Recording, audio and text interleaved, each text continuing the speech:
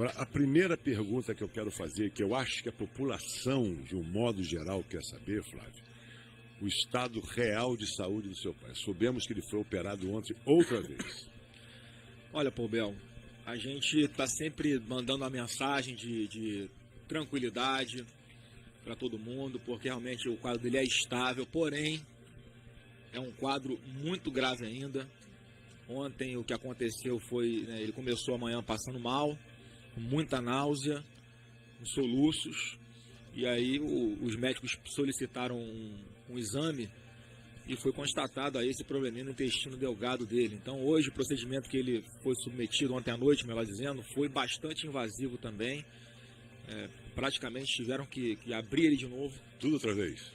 Os mesmos procedimentos para evitar a infecção. Então ele voltou para a UTI, é como se a gente tivesse voltado a estaca zero.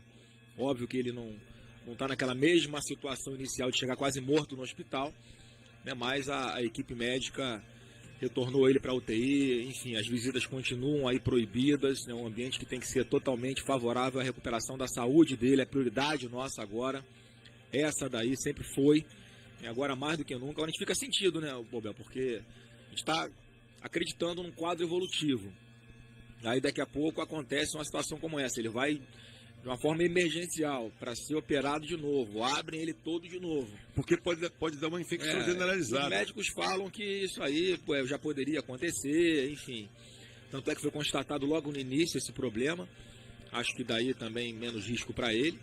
Mas mesmo que seja previsível para a família. É lógico, é para a família sempre... e para todo mundo também que está acompanhando isso de perto, que sofre junto. Eu recebi centenas de vídeos, até de crianças chorando. Eu tava voltando quando eu estive lá em São Paulo, na segunda-feira, voltando no avião, duas crianças vieram me abraçar chorando, ficando muito sentido aí pelo seu pai, que a gente, há uma comoção que a gente nem imagina, mas isso pode ter certeza. Eu aproveito o espaço para agradecer a todo mundo, dar mais força pra gente. Repito, está sendo muito difícil, né, mas isso aí dá força para nós. Continuem as orações. O estado de saúde do meu pai ainda é muito grave, ele voltou para a UTI, infelizmente, mas estamos confiando na equipe médica que, enfim, está bem cuidado onde ele está, com certeza. O atentado aconteceu em Minas Gerais, em Juiz de Fora. Ele foi operado em Juiz de Fora, não foi isso? Depois foi levado para São Paulo. Ele foi operado na Santa Casa da Misericórdia de Juiz de Fora. Um pronto atendimento também que garantiu que ele estivesse vivo hoje. Se não fosse daquele jeito, não estaria. E agora ele está no Hospital Israelita Albert Einstein, lá em São Paulo. Flávio, é uma caminhada muito grande. O Brasil é um país imenso. Em cima de uma eleição, cara.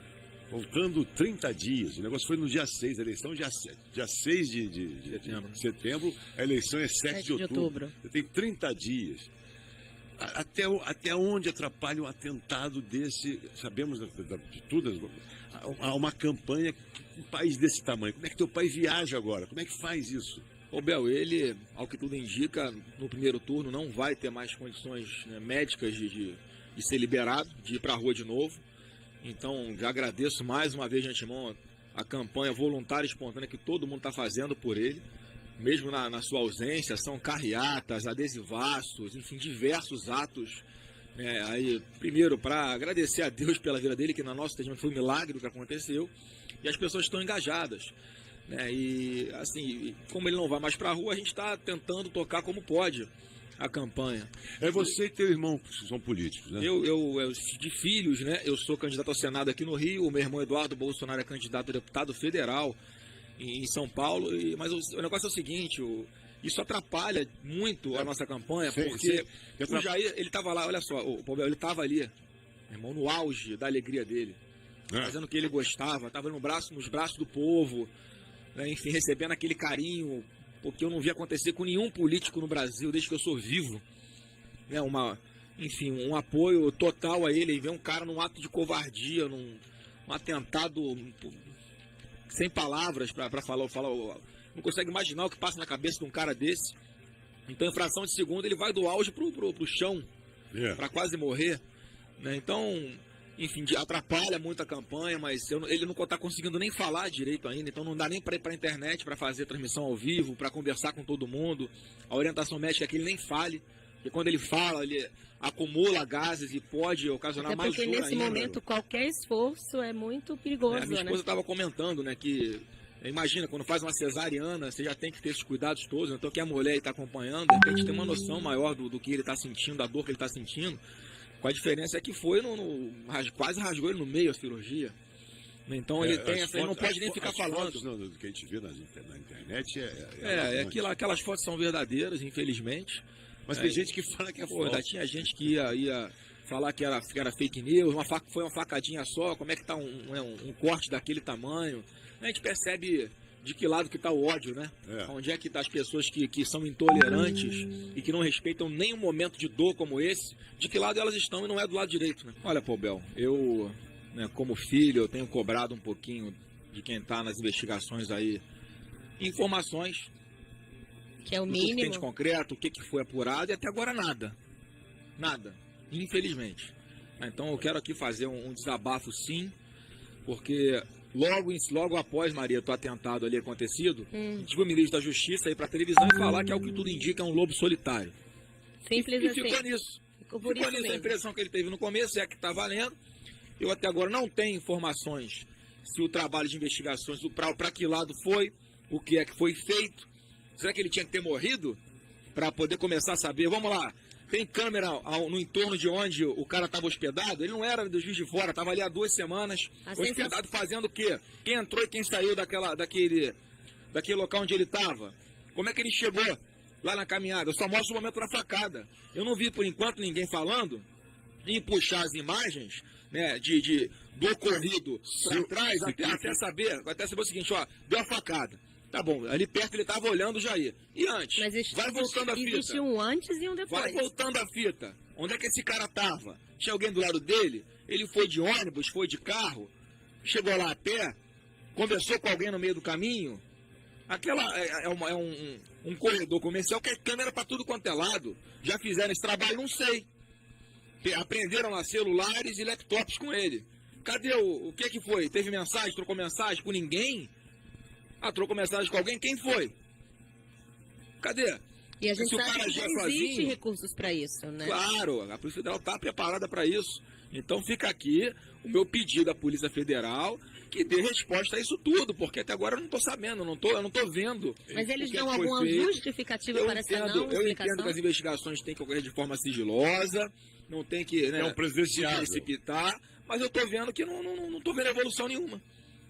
Até onde eu sei, não houve essas providências de captar as imagens das câmeras pelo percurso que ele fez. E nem prazos eles estão dando, Saber, né? justificativa, nada? Ele saltou de um ônibus, qual ônibus? Ele veio de onde? Tinha alguém do lado dele do ônibus? Os ônibus hoje em dia tem imagem dentro dos ônibus. Tem câmera. Ele veio de carro? Qual carro? Qual a placa? Era dele, roubado? Alugou de alguém? Quem pagou?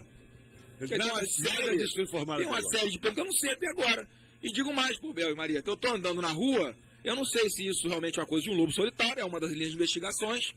Eu não sei se tem plano mais para atacar a mim e ao meu irmão Eduardo, que somos candidatos, e estamos mais expostos, porque a gente está na rua direto. Não vou parar de fazer campanha, eu estou na rua. E se tem mais outros lobos solitários? Aí vai esperar um morrer para começar a aumentar as investigações? Pô, então a Polícia Federal, pô, é um segmento que a gente tem toda afinidade. É o FBI a gente brasileiro. trabalha aqui em prol de valorizar nossas polícias. Pô, a gente espera um tratamento, não é privilegiado, não. Não, é o mínimo. É o básico. Eu não sou policial, eu sei que tem que fazer isso. Não tem que ficar dando orientação para ninguém, nem pedindo nada para ninguém. É o básico, pô. Mas daqui a pouco não tem mais imagem, outra apaga a imagem não sei aonde, a câmera sumiu, e aí? Aí fica um cara que a gente vê que não tem nada de maluco, um cara super articulado, que dá um depoimento com uma frieza, remorso zero. O cara fala, aconteceu. Como que diz? Se eu ver, eu faria de novo. Mas que pena que não morreu. É verdade que ele era filiado ao PSOL? Ele foi filiado ao PSOL desde a fundação do PSOL até 2014. E aí depois a imprensa também, a grande mídia coloca dessa forma. Você vê que é sempre pejorativo, cara. É como se ele não tem mais filiação partidária, então o passado dele esquece. Ele participava de atos contra todos os políticos. Mas ele estava em ato Lula livre. Estava vestindo a camisa do Lula em um monte de momento. Quer dizer, não é contra todos os políticos. É contra alguns políticos. Será que não trabalharam a cabeça desse cara dizendo o seguinte, falou, ó, você vai você vai virar um Marte, você vai salvar o mundo desse monstro Bolsonaro, desse monte de mentira que acusa, você tem que acreditar, vai, faz isso, que ou você vai morrer, ou daqui a pouquinho você vai pegar uns mesezinhos, uns anozinhos de cadeia, daqui a pouco você tá livre aí, meu irmão. Então isso é revoltante, digo mais, várias pessoas que eu conheço, policiais e não policiais, falam que a vontade, não é que vão fazer, mas que a vontade é quando esse cara sai de lá, passar o cerol nele. Quer dizer, pode ter até enganado o cara, dando a expectativa para ele, sem orientar qual é o real perigo que ele está correndo. Acho que o fato de ter sido colocado numa cadeia isolada agora, é até mais para preservar a vida dele, para não queimarem arquivo, do que o que a própria lei normalmente daria para um cara que tentou matar uma pessoa. Esse papinho de que o Bolsonaro incita o ódio, incita a violência, então ele está colhendo o que ele plantou, isso é uma canalice que existe. É igual falar que a mulher que está andando de saia curta na rua, ela está incentivando estupro. Ou vai pro cacete. A mulher pode passar nua na rua que ninguém tem o direito de fazer nada com ela. Então querer colocar ainda na vítima a culpa disso. Tem várias pessoas aí que pregavam a paz, inclusive tinha era do alto escalão religioso e foi vítima de um atentado também. Quer dizer, não tem nada a ver com a vítima que foi o Jair. Tem a ver com as pessoas que são intolerantes, que têm ódio no coração, que criam um monstro na cabeça, o problema, Marieta, que simplesmente não existe. E vocês são jornalistas e sabem disso. É verdade. A forma de contar uma notícia, você começa a ver qual viés pela manchete. Você pode contar assim, o Vasco vence o Flamengo aos 47 do segundo tempo. Enfim, você dá uma conotação de que o Vasco é um time vitorioso, que teve deve ser vascaíno, claro. Então você pode falar assim, o Flamengo perde aos 47 do segundo tempo com o frango do goleiro. Aí você já direciona uma crise para a Gávea. É uma conotação que faz uma diferença gigante. O tempo inteiro eles trabalham a notícia de uma forma a ser pejorativa, a ser contra. O único cara que eu já vi até agora fala de imprensa livre, que respeita a imprensa, enquanto os outros aí que dizem que ameaçam a imprensa, não fazer o controle social da mídia. Os caras estão ameaçando censurar, fechar jornal. Fechar rádio. A imprensa tá tudo bem, meu irmão. Na Venezuela foi isso. Então, assim, não dá para entender que nível de esquizofrenia é esse que algumas pessoas estão vivendo, de não enxergar que o Bolsonaro é o único diferente, que não ameaça para ninguém. Ele sempre, quando é confrontado sobre as propostas dele, a coisa mais como ele falou, depende do filtro do Congresso Nacional. Porra, alguém que é autoritário, que quer ser ditador, está preocupado com o Congresso Nacional? Não tá. O cara que respeita a democracia, deputado a 7 mandatos. Enfim, e toda essa conjuntura a gente percebe que é construída para ir destruindo a reputação de uma pessoa, simplesmente por divergências políticas, percebe? Não tem nada de concreto contra o cara. Até o judiciário está aí absolvido, a ação sobre racismo foi arquivada. Então a imprensa ainda fica insistindo com isso. Então, pô, vamos ser verdadeiro, pô. Trabalha com a verdade, faça jornalismo. Fica fazendo essa torcida nojenta, pô. Um cara que está preso comandando um partido dentro do presídio é tratado como candidato. É um cara que está no hospital, é tratado dessa forma.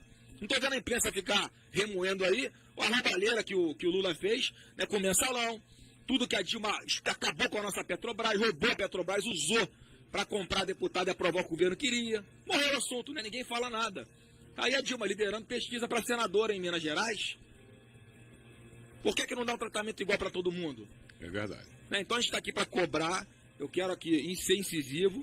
Quero pedir à Polícia Federal que traga mais esclarecimentos para a família e para a população, que a gente tem o direito de saber se há outras linhas de investigação que também são prováveis. Falei aqui, se não fizer esse trabalho de produção de provas, a gente nunca vai saber se o cara agiu sozinho ou não.